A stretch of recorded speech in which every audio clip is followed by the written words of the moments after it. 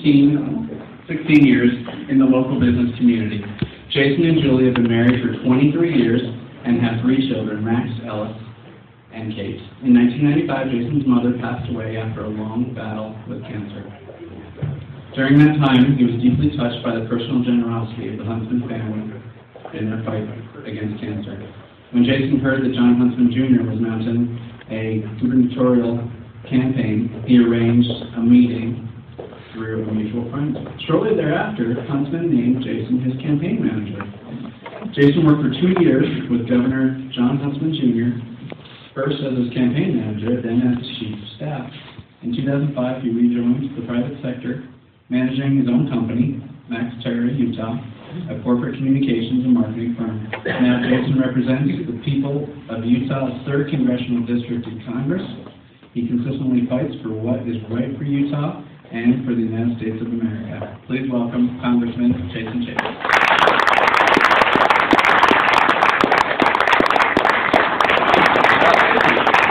I want to clarify for the record, just so there's no misunderstanding here. I was a place kicker. I was not a football player. There's a huge difference.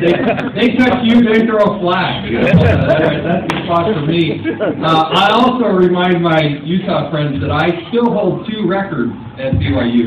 Most extra points attempted and most extra points made in a single game. And of course, that was against the University of Utah.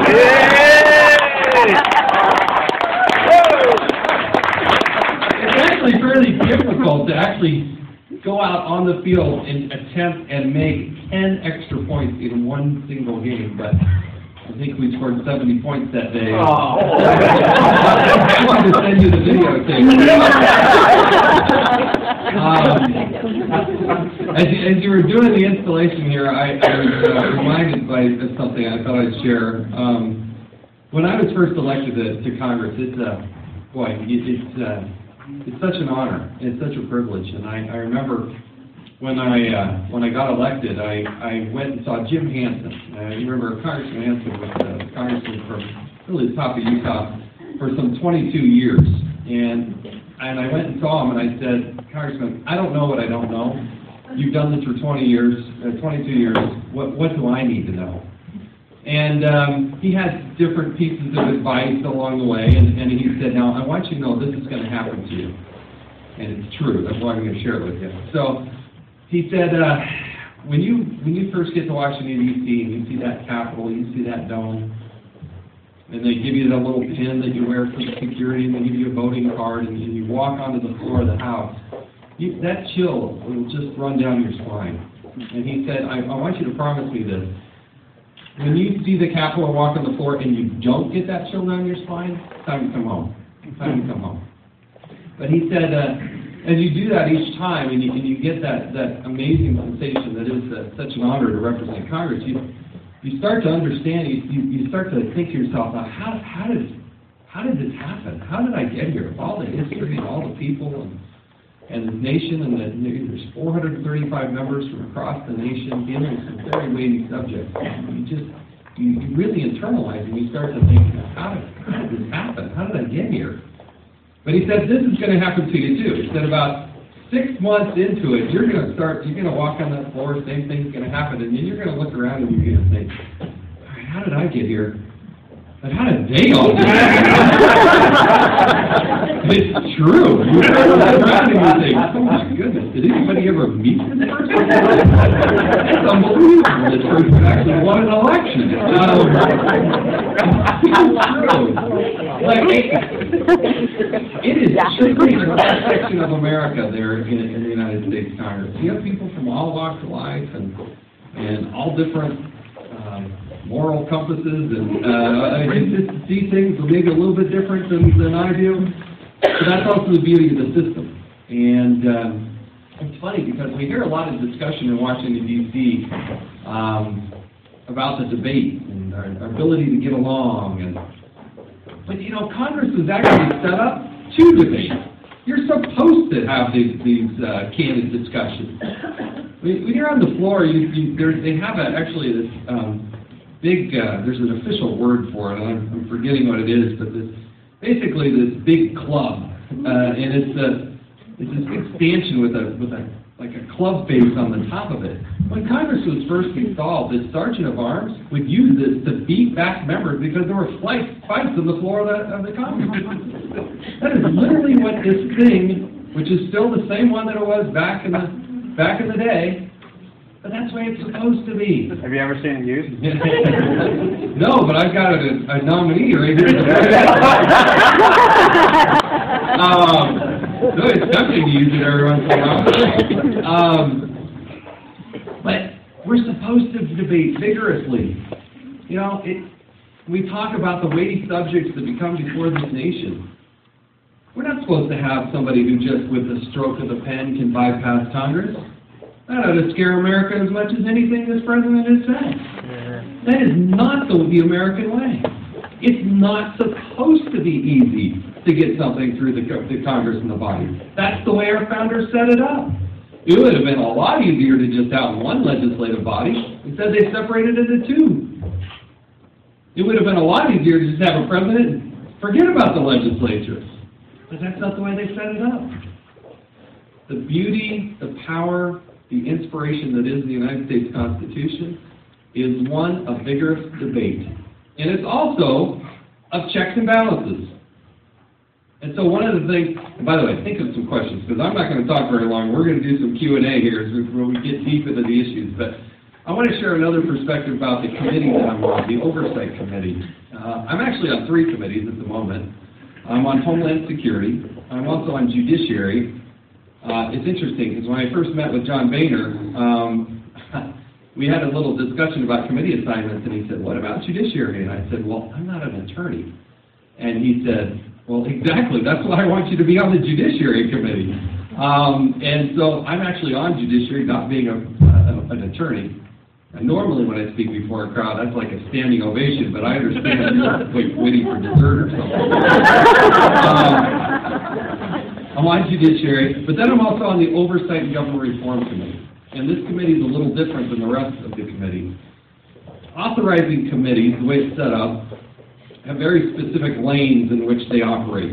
So you have financial services, you have armed services, you have natural resources, and a host of other committees. And they focus on those topics and typically will have authorizing bills on those topics that will be referred to them when you submit a piece of legislation. The parliamentarian will decide which committee it goes to, except the Oversight Committee. The Oversight Committee was established a long time ago with the idea that in order to provide the proper oversight of the executive branch, you can't allow the administration to just stovepipe you into one direction or another.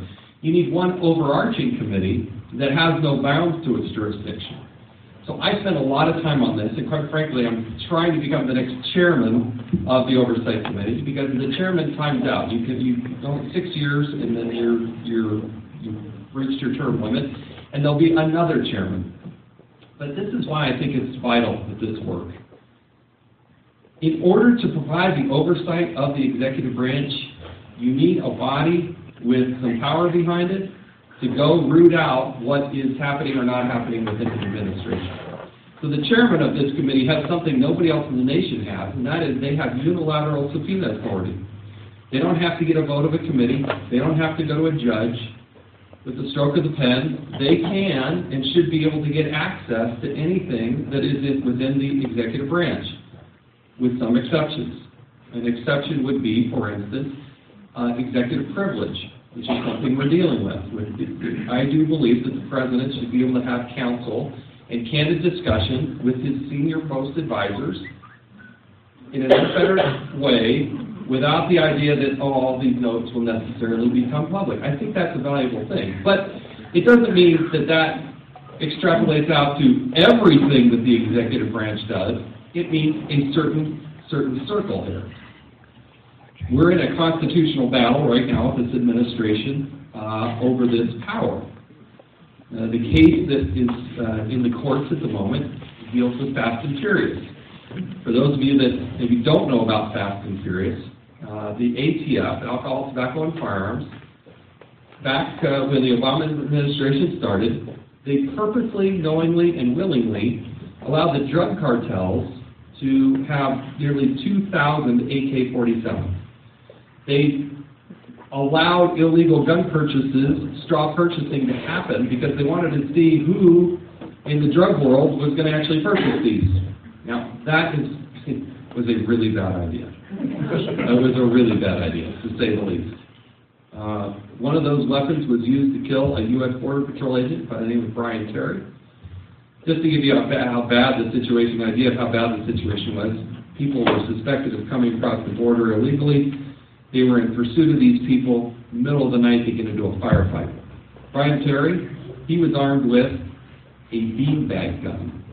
That's what we had on our side. And yet they had AK-47s knowingly, willingly given to us by our own ATF and ended up killing Agent Terry. Well, obviously, we're going to do an investigation into this. As we did so, we issued some subpoenas. Darrell Issa, the chairman, signed some subpoenas. But here's the battle that we're in. The executive branch said, you can have these documents, but you can't have these. Well, of course, those are the ones we want to see, right? So, why can't we have these? Well, those were claiming executive privilege. But at the same time, the White House is saying the president was never involved in this. He was never briefed. He didn't know about it. He didn't direct anything. He had no first-hand knowledge. But at the same time, they're going to claim executive privilege. And so we're in the, what's our recourse? When we say, wait a second, you tell us that the president was never briefed, then you can't claim executive privilege on those documents. So we have to go to the point where we held, for the first time in the history of the United States of America, think about that, first time in the history of the United States of America, the United States Congress held the Attorney General in contempt of Congress. Now, what's the recourse for that? Okay, what are the consequences of that? So then we have to go to court to try to get them to comply. The only way to do that was to go to the Department of Justice to get them to comply with that. Do you think the Department of Justice is going to actually prosecute their Attorney General? They told us within 24 hours that ain't going to happen. So then the recourse for the Congress under the Constitution is to file a suit, which is now in the judicial branch. It is before a judge who was appointed by President Obama. We'll see what happens. She is by all accounts a well-qualified judge, but you can see what we're up against, and that process takes a long time. So one of the questions inevitably I get is, okay, Congressman, what are you going to do about it? Our relief takes years to play out through the courts, but in many ways, that is our Constitution in play. See, they give us a big spotlight, and I hope that the Oversight Committee will shed as much light as possible. Sunlight is often the best disinfectant, but they don't give us handcuffs. You can't throw anybody in jail. We can hold people in contempt, but the system overall does require that we have good, honest, decent people who do abide by the rule of law. And it is troubling because I think a lot of times our president and the executive branch have well overstepped their bounds. You can't just take the Affordable Care Act and at your whim decide what you're going to do and not do. It's the law. It's the law, and you should abide by it. Whether you like it or not, that's the way we do things in the United States of America. And I know that's not what's happening now. That's what's so troubling. So, with that, pick me up. Oh, thank you. Wait, this is my district director, by the way. Thank you. Wade, appreciate it. He's wonderful, wonderful man, wonderful family. Lives in Nephi and is our district director. We got a lot of good people. We got an office in Provo, office in Cottonwood Heights, and obviously one in Washington, D.C. Appreciate all that he does. So. With that, I want to answer any questions you have, because I could drone on and on, but point me in the right direction, and we'll talk about what you want to talk about. Yes? I own a insurance agency that focuses mostly on Medicare and Medicaid, and I'm just wondering what you're going to do about Medicare moving forward, to not from the insurance agent point of view, but from the elderly point of view. I'd like to see what we're going to do to, keep Medicare funded, of course, but to protect people that, the baby boomers basically, that are turning 65. So if you could answer that. So if you couldn't hear necessarily in the back, and I'm going to give some background and come back to the specific question about, how do you preserve and make sure that Medicare and Medicaid, for that matter, don't eventually just go away? Because younger generations, you know, this is a real concern about the funding mechanism. So let me just back up a tad and kind of draw the picture here, because I'm going to make the case that you have to have reform. When I first ran for office, well, let me put it this way. What is $1 trillion? Okay, with a capital T. If you were to spend a lot, if you were to spend $1 million a day, every day, it would take you almost 3,000 years to get to 1 trillion. Okay, that's how much 1 trillion is. Your federal government last year spent about $3.6 trillion in 12 months. When I first ran for office in 2008, right, I wasn't even sworn in until 2009, which really wasn't that long ago. At that time, I was campaigning on the idea because I was concerned that the national debt was approaching $9 trillion. Now it's more than 17 trillion. 17 trillion. We spend more than $600 million a day in interest on that national debt. That's just the interest payment. Now, to put it in perspective, the entire state of Utah, right, everything we do from our schools to the National Guard to, UDOT, the whole bit, is about $13 billion for the year. The federal government spends $10 billion a day. Plus, you got to pay for interest, right? So there's a lot of money going out of the door. Another way to look at it is, of all the money that's spent in the United States, the GDP, the gross domestic product, 22 cents, roughly, is spent by the federal government. That's obscene. It can't be sustained. So let's look at the drivers here, and it's hard to do without a whiteboard, but bear with me on the math. And I'm rounding by tens of billions of dollars, okay? This is kind of sticking to itself. Like, if you look at a $3.6 trillion budget, you have about $1.047 trillion that is spent on discretionary. It's called discretionary spending. There's two buckets. That discretionary spending is something that Congress looks at year in and year out, right? It's roughly, in very rough terms, about a third, about 30% of the budget. The other 70% of the budget is this mandatory bucket. Now, the mandatory bucket is Social Security, Medicaid, Medicare, Social Security, Pell Grants, and hundreds of other programs that you probably had no idea were in this mandatory bucket. They continue on an autopilot. No matter what Congress does or doesn't do, they're formula-driven. They flow themselves. Let me give you an example. When Social Security was first started, I believe it was in the 30s, Social Security was first started, we had about 30 to 40 workers for every beneficiary. And the beneficiary wasn't going to get benefits until after the expected life expectancy. Over the course of time, that transition has changed with the baby boomers and whatnot. We now have about 3 to 4 workers for every beneficiary. That's it. And it's a good thing, life expectancy has gone way up here. But the benefits kick in a lot sooner than life expectancy. We can say that's bad, we can say that's good, but that's the reality of what it is. Over here on the discretionary, okay? In the discretionary bucket, $1.047 trillion, you have things like the Department of Defense.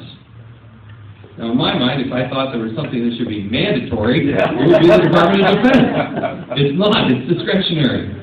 It accounts for about $600 billion of the $1.047 trillion. Then you have other things like the Border Patrol, the FBI, the FAA. The point is, you can't just suddenly go into this $1.047 trillion and cut it in half. And even if you did cut it in half, you'd still have a $500 billion deficit.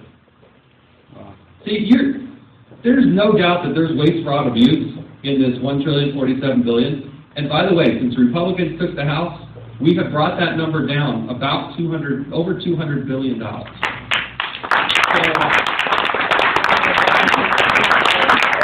What I'm saying, though, is you can cut $1 billion here, $10 billion there. You're not going to solve the $1 trillion problem that is your deficit. The case I'm trying to make is you have to make adjustments to this mandatory spending. And that is the change, the challenge. You're not just going to cut these benefits in half. But you can go through some reform, where for younger generations, there's probably some alterations we're going to need to make. For older Americans who paid into the system and believe in the system, and that's what they signed up for, and that's what they lived with, and now they're 70 years old, we're not going to change the equation on them. You can't. It'd be immoral. It's wrong. Nobody wants to do that. But you would be also wrong to not look at the 24-year-old and say, your rules are going to have to be a little different. Your life expectancy is going to be up here in the 80s. It's a good thing, but we're not going to be able to pay you an early retirement back down here 20-plus years before you reach your life expectancy. We have to make those kinds of adjustments. The problem is, in the Congress, it's perpetually an election year. It's always an election year, right?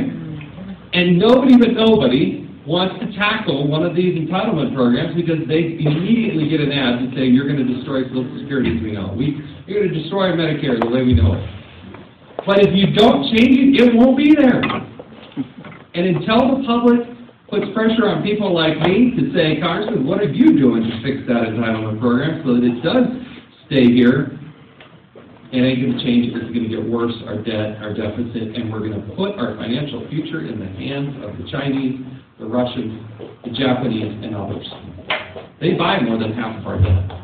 So specific to, obviously, there's a lot of ties here with Obamacare. Well, I was wondering what your opinions are in terms of reform then. How would you like to reform Medicare? If it was simple and easy, it would have been done a long time ago. Not saying it's simple. I think Medicare is probably one of the, if not the most difficult thing to change. I have introduced a Social Security reform package that never increased, it doesn't increase taxes, makes 7 alterations, and is sustainable and balanced over a 7-year period. You have to drive down the cost specific to Medicare and Medicaid. I think the state, as they struggle with what to do with the Medicaid funding, I think they would be nuts and crazy to just buy into this idea that the feds are going to come bail them out of everything. The initial 3-year plan is that the feds would give 100%, but they're not going to do that. There's already bills out there to say they're not going to do that. So you have to ultimately drive down the cost of health care. Now, the Obama administration, the Affordable Care Act, Obamacare, whatever you want to call it, did nothing to drive down the cost of health care. It didn't. It drove up the cost of health care. Let me give you one example. One of the ways they funded it was put a tax on medical devices. Well, when you tax something, do you think it's going to get less expensive or more expensive? It's going to get more expensive. And they're going to pass all those expenses on to people who probably can least afford it. We didn't drive down the cost of health care. There's some things that, quite frankly, Republicans should have done in dealing with pre-existing conditions, buying products perhaps across state lines. There are things like that, the portability issue, the tax parity issue. I would love to have your ability when you buy your insurance to get the same tax benefit as an individual as businesses get. Why isn't there that tax parity? I think that's something we should absolutely do. So there's some low-hanging fruit, but it's not as if I can just hand you a document and say, hey, we do these 3 things and we're done, and, hey, it balances. It's not. It's going to be one of the more important expenditures that we have, but we have to drive down the cost of health care. And there are ways to do that, and there's a host of them, but right now we're driving up the cost of health care. It's going the opposite direction. The President said with Obamacare, the average person would save $2,500 per person. In fact, multiple times he said on camera, you're going to be able to go to your job and demand a raise, because guess what? That company's going to save so much money, they can afford to give you a raise. Is that true? No. You keep your doctor. That ain't true. You can keep your health care plan. No, that ain't true. My premium, there's all these myths about members of Congress. I don't get free health care. I don't get into that. I pay for it, just like other federal employees pay for it. My premiums went up 50%. And I get a lot less in my service. I used to go to the hospital there in American Fork. Can't go there anymore. And that's through a Blue Cross Blue Shield plan. Can't go there. So It hurts on every front. Thank you. It's a tough question. That's a great question. Because my long-term point here, if you don't tackle that one, Social Security, Medicaid, you don't solve financial woes. The other thing you need to do is drive revenues to the Treasury. Democrats would argue that we're just one good tax increase away from prosperity. No, that's not true. That's not true. Get the economy singing, get people back to work. That will drive revenues to the Treasury. Yes. Maybe on the revenue side then, I shouldn't admit that I was on Facebook today, but I saw on there a group encouraging you to do away with any tax on internet purchases. How do you feel about that?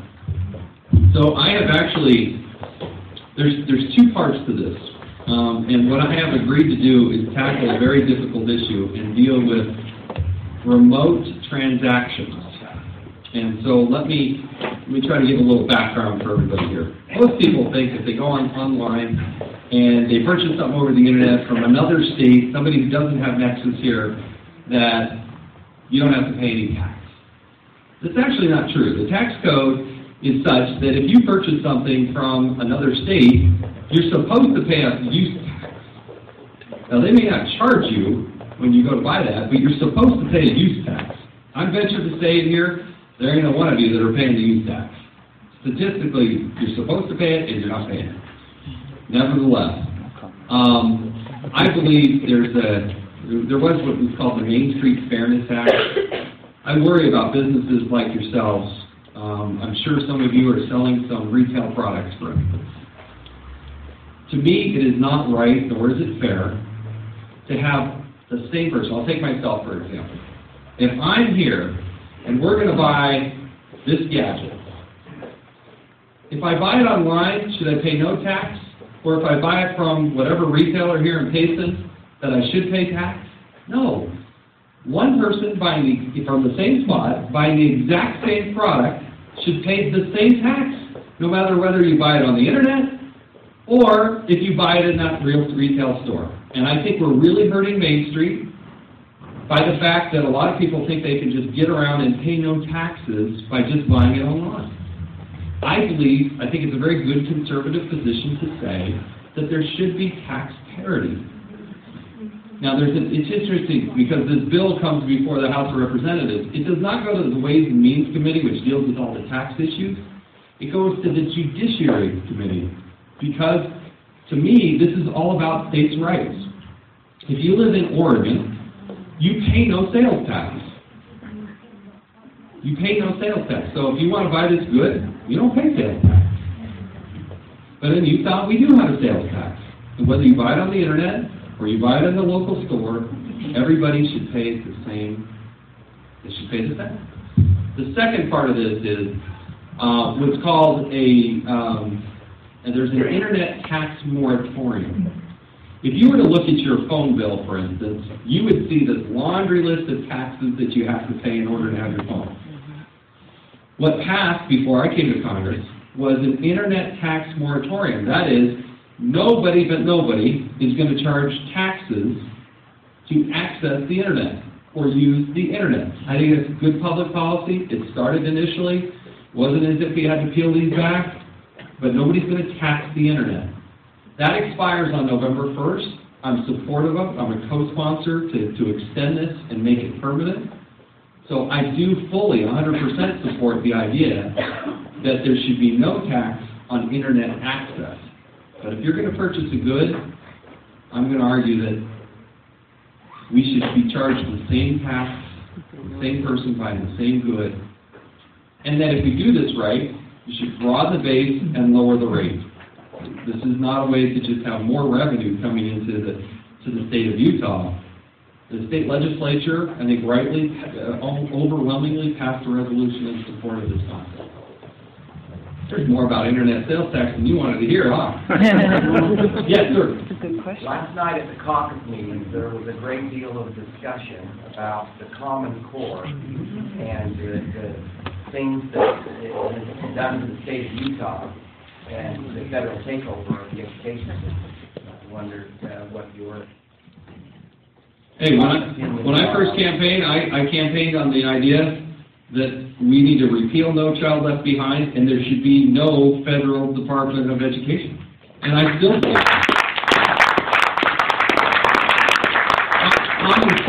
Common Core is a version of No Child Left Behind under a different name, but the concept and the principle is still wrong. And I really am a big fan of Gary Herbert. I'm very supportive of what he did. I think it was wrong that he signed us up for it. And I wish he hadn't done that, and I wish he'd get us out of it. I don't think it's right. Is there anything that can be done at the Sure, federal the level? governor's choice. You know, one of the big weighty decisions that I think the legislature, and this is when I went up to the legislature, this is what I talked to them about. I had a chance a couple of years ago to visit with one of the Supreme Court justices, and I was talking to them about the 10th Amendment, states' rights. How do small states in particular stand up against the federal government? And his answer was, and I used the No Child Left Behind as an example. And he said, oh, it's real easy. Stop taking their money, and guys like me won't force you to do what they ask you to do. When we take federal dollars, we're going to be beholden to the federal government. So we got to change that equation. Part of the argument against what I'm saying is, well, Congressman, you still have to pay the taxes. You're just not going to get any of the benefits. But I think we have to go through and do an assessment. This is what I talked to the UEA and all these other folks, and I said, look, we have got to do an assessment of these federal education dollars. Right now, more than 50% of our state budget is spent on education. We have the lowest per pupil spending in the nation, in part because we have bigger families, we have more kids. I think it's a good thing. Dollars per pupil is not necessarily the equation for success. Washington, D.C. spends more per pupil, it's like $40,000 per pupil, and they got some of the worst education in the nation. But it is an important factor. I'm not trying to diminish it. But if you look at our state budget, about 8% of the money we spend on education comes from the federal dollars. And I think the legislature needs to be challenged, and the governor's office needs to be challenged to say, what is the cost of that 8%? Because it's tempting to say, hey, we get all these, let's get millions of dollars. Who wants to turn that away? But what is the cost? Because I don't care if it's a room full of Democrats or Republicans, the whole gamut from the teacher on the front line to that parent, every one of them tells me how burdensome this is, how much paperwork there is, what a waste of time it is, how we teach to test, all these things that we agree are wrong, but we do it because, well, we were given some money to get it done. And I think we need to look at that and say, what would be the cost of, what would it be like if we didn't take that 8%? And maybe we just say, hey, that's just the cost of doing business, but conceptually, I think we really need to challenge that notion, particularly on the education front. We could also talk about transportation funding, which has some similar elements, but it's a big choice. Yeah. What do you think about the western states petitioning the federal government to get back our federal land? Amen.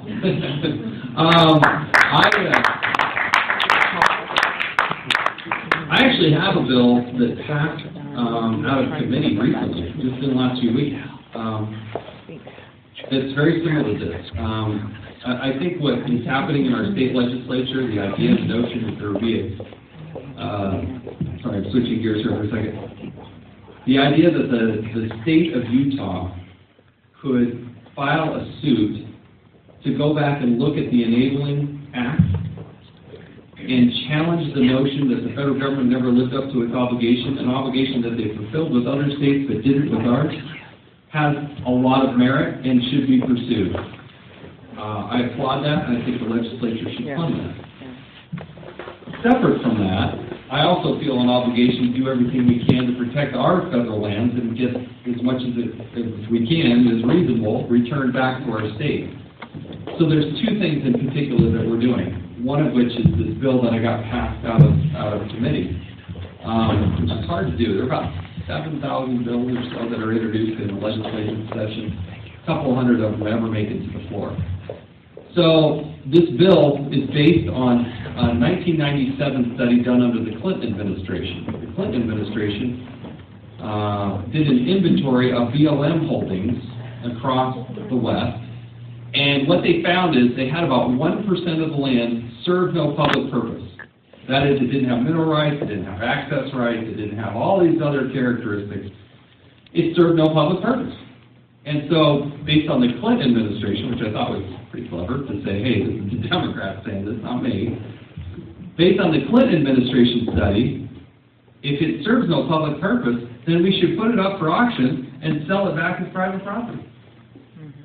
Now that would end up being about 123,000 acres in the state of Utah. It's about 1% of their holding. And I thought, all right, this is at least a baby step, at least a start. And we'll see how that goes. But it did pass out of committee. And I think it's reasonable to say that we're talking about 40-acre parcels all across the state and small groups, and I think it would be good. A bigger initiative that we've undertaken is being led out by Congressman Rob Bishop, who I cannot give you enough good words about Rob Bishop in the way he understands this issue and approaches it and the savvy that he has. He's really quite good on it. What we're trying to do, and we've taken 7 counties, primarily Emory County, Carbon, Grand, San Juan, Uinta, Duchesne, and Wayne. And yeah, those are the 7 counties. And trying to do not just a land swap, but try to actually designate some wilderness. At the same time, create a more permanent designation for energy and multiple use development.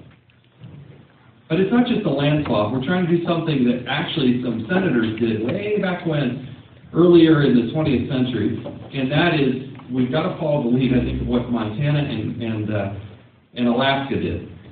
See, they had a land deal that was done, and those senators did something pretty smart. And they said, if you're going to do this land deal in our state, then we're going to take away the President's Antiquities Act.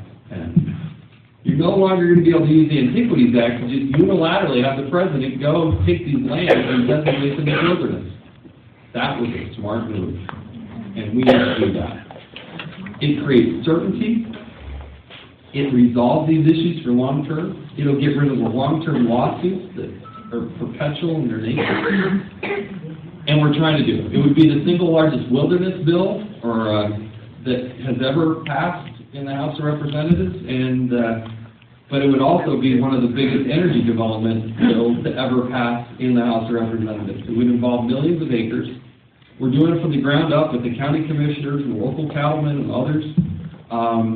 But I think it would be a very, very good. It's a great process. We have everybody at the table. We've held over 400 meetings on it,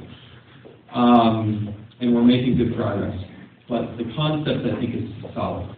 We're not going to take Zion, Bryce, and the Canyonlands and have them suddenly become state land or private property. That's not. We're not going to that extreme.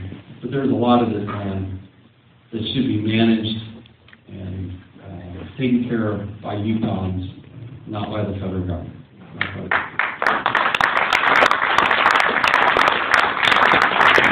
Yes. As a mom, and my husband's a teacher, we get a lot of the big issues. We hear about Common Core all the time. I've seen my second grader cry over it. We see same-sex marriage on the news. What are some of the things you think we're missing as a public? We get the big the hot button topics, but what are some of the things that you wish we would concentrate on more that is affecting our day-to-day lives and we just don't realize it? It's a great question. First of all, I'm glad we need more younger people involved. Usually we do town hall meetings all the time up and down the state. Average age is 74. It's great. But it's rare to none that I get somebody who's younger than 30 years old out to a meeting and actually ask questions about topics. I would conceptually, I'd love to see more young people involved and engaged. And by the way, I think as a Republican Party, and I know we're not trying to be overly partisan here, but we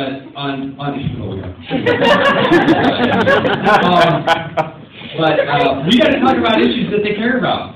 They don't care about Medicaid, Medicare, Social Security. It doesn't affect them. They don't even understand it. By the time it gets to me, there won't be anything left. So. That's right. So what can and should we be talking about? We should be talking about personal privacy. We ought to be talking about the invasion of giving up all of our liberties in the name of security.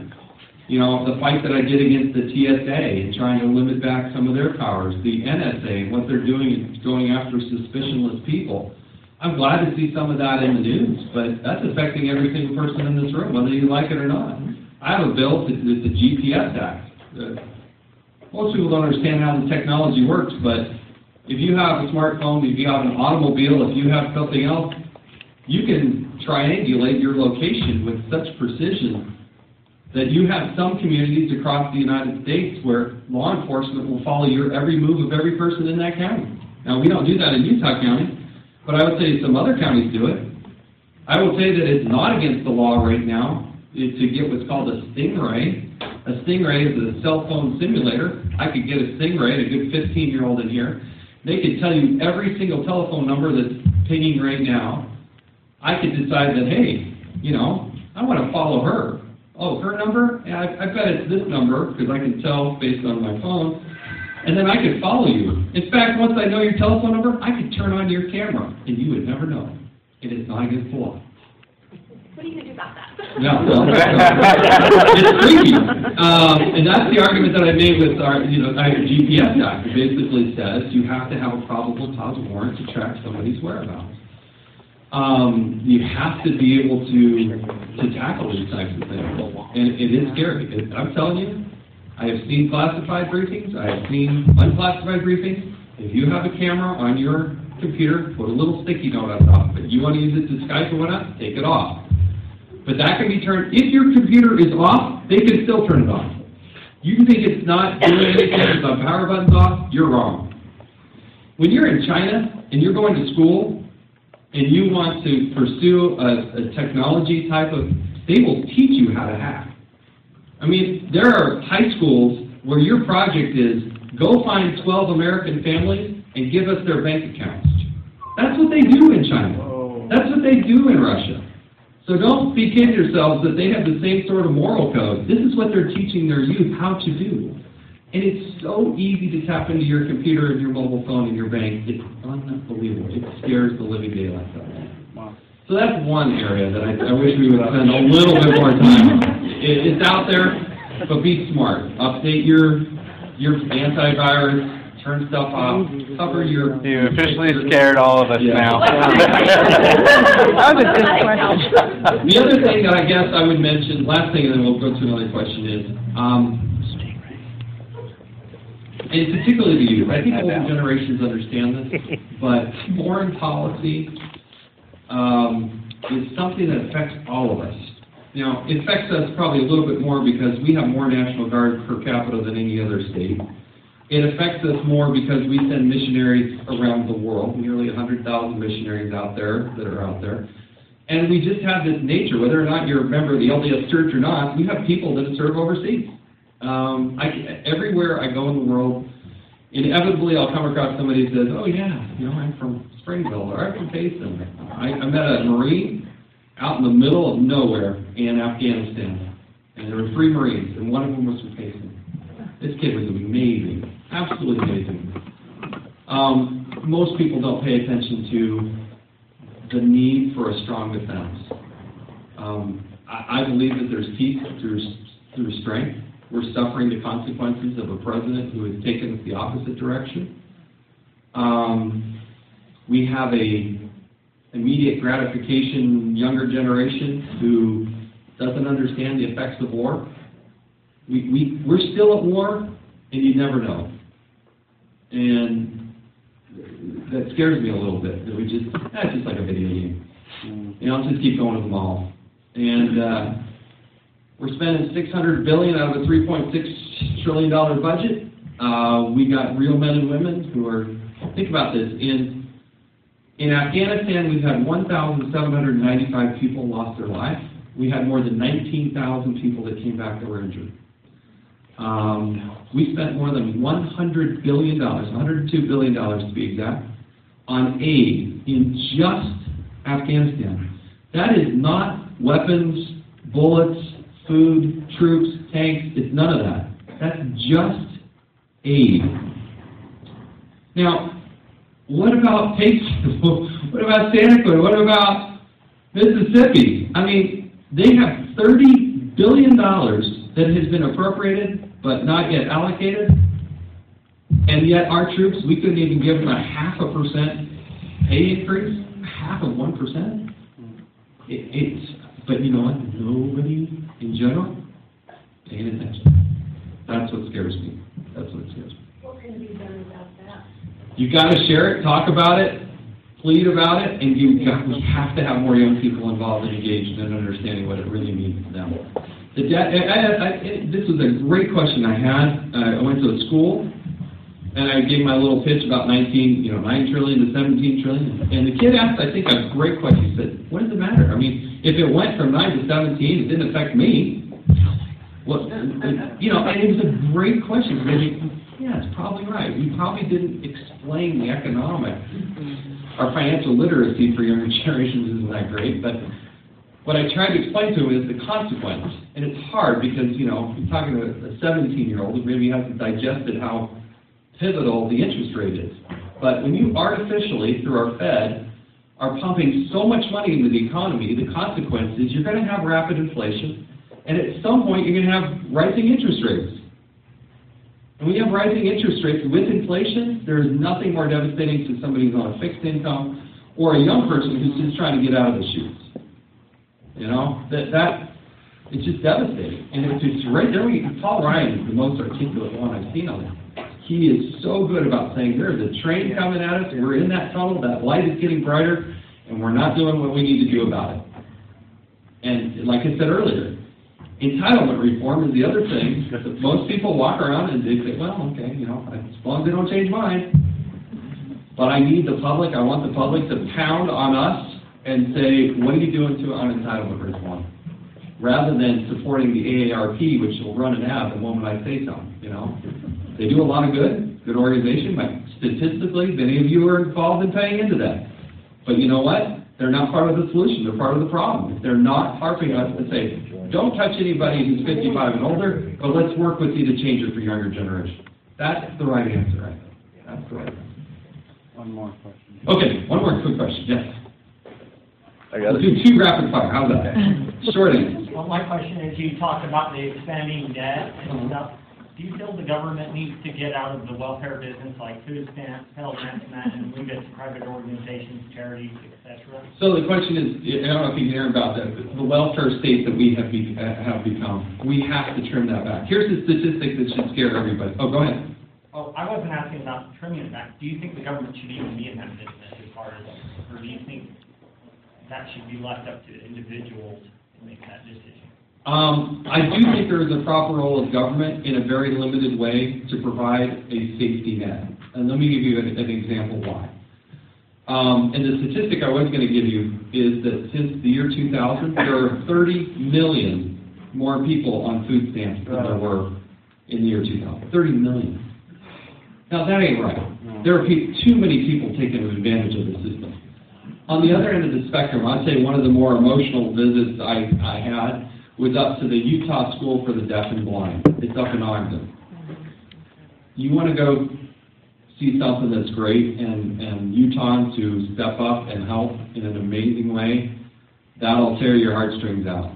There are these young men and women, older men and women, they can't take care of themselves. It takes 2 to 3 people to just take care of them on a daily basis. Of course we're going to help. Of course we're going to do that. And I do think there's a proper role of government to help those people on that end of the spectrum. Do I believe there could be some temporary assistance to help to get somebody back on their feet? I'd much rather see it go into job training and those types of things, but it's very limited. It's so far out of whack now, I don't know what percentage is the right percentage, but I think there is a small proper role to do that. I do think it should be pushed upon the states. I don't think it's a federal role. I think it should be administered by the states and let the states make the decision. How we do that in Utah, totally different than how they're going to do it in New York. But don't keep coming to run into the federal government thinking we're going to bail you out if you're just going to give this out as some entitlement for somebody who's earning 200% of poverty. I mean, that's ridiculous. It's far different than. So I may not go to the extreme that perhaps you would, but we're so far out of whack right now. I promise shorter answers when I'm not really getting that. So, yes, I think you have one. Last one. Yeah, if I may represent a slightly younger generation, 25, and you answered my question in part. Mm-hmm.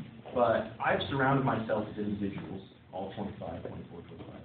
We work together, and we really do have a genuine concern for our future. We get talking about current events, the way the government is going, and we kind of get a little burned out because we don't know where to start.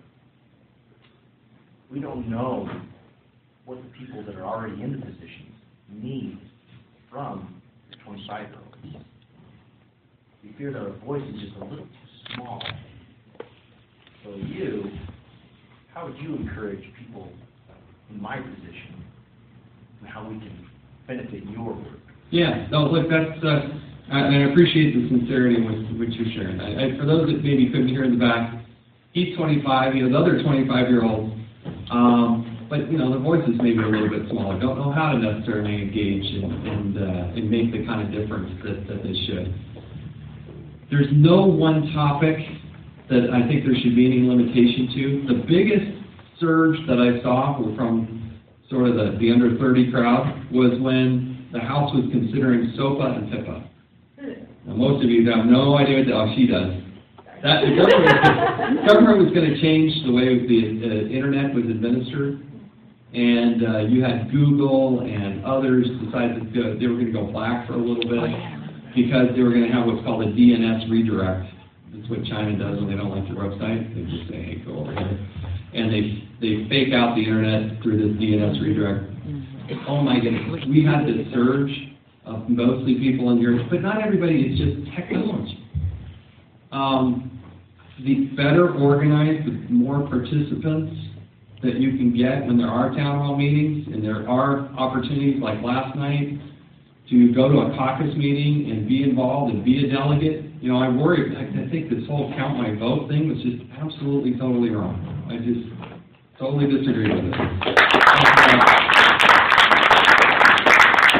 We need more people involved, not just watching 30-second commercials. And that's what I fear is going to happen, which is a pure primary.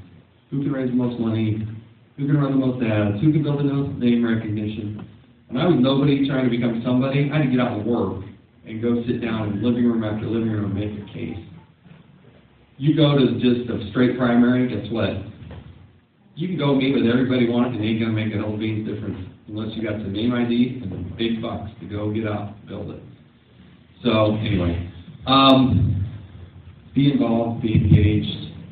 I'm glad you're here tonight, but I wish I had a simple answer to you. But make your voice heard and do so consistently. Start on the community level. Work out like this. Yeah. I am a resident. Okay. There you go. There you go. No, it's true. We need people participating at all levels. City councils, planning. My first thing that I did ever was planning commission. I showed up at a planning commission meeting, and our mayor couldn't believe it. I was the only one sitting in the audience, and the mayor said, "Did you have some business before the committee?" And I said, "No, I just came to see what was happening." He said, "Come over here." Next thing you know, it's on the planning committee. So, listen, congratulations to you. It's a wonderful community. The spirit that you bring here in Payson is an inspiration. It really is. You do an amazing thing. It's a wonderful, tight-knit community. It's an honor to represent this district, this city, and y'all in the United States Congress. We don't get everything right, but please communicate. We're trying. It is a mess out there, but I can tell you from my heart, the United States of America is still the greatest country on the face of the planet. We somehow, some way, we overcome these things, and we will. So thank you. May God bless you, and may God bless the United States of America. Thank you.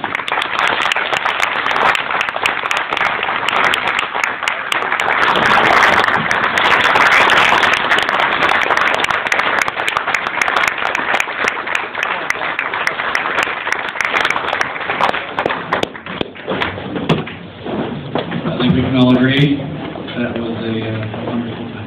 Thank you so much for coming. We appreciate it. I did ask Congressman's scheduler if he would stick around a little bit afterwards and maybe take some pictures with some of the residents around here. I know you guys are big fans. So we'd like to wrap it up. The Chamber has some wonderful plans for this next year. This is the first of many events that we're going to be doing. Just to give you a little bit of a rundown, of course, we have our Easter egg hunt coming up in about a month. I hope to see you all there, or at least your kids or your grandkids. We plan on doing some free movies this year in Payson, over right here at Petite Meat, over at the amphitheater. We're hoping to get that done, but we're going to make it free to the community. All right, so I hope to see you all out there, and of course your kids as well. And we're also planning on doing something called the Shop Payson Expo. All businesses, whether they're chamber members or not, are going to be invited to this. Right now we haven't decided on the location, but we're going to have every single business come and present their wares, to give out whatever they want to give out. Just let them know that, hey, you don't have to go to the next town to get something, or no offense to Provo and Orem, but they're big enough. We don't have to go up there to get something that's right here in town. So I hope to be putting together a Shop Payson Expo year after year after year as just a place where we can go, where businesses can just show up and let you know, hey, we're here. You know, hey, there's a hardware store here. Hey, there's a furniture store here. You know, all the different little things that are here in town that you might say, oh, I got to go get this. Well, I got to go to a big box to get it. No, you don't. It's right here in town. Payson's big enough. We don't have to go outside of this community. And what happens when we spend more money in the community? We all spend it on each other. It stays here. All right? We all pay a little bit more in sales tax, which benefits our community in the long run. So that's what we're hoping to do with the Chamber this year. We have a lot of exciting things that are happening. Thank you so much for coming out today. We've had such a wonderful time, and I appreciate everybody in this community.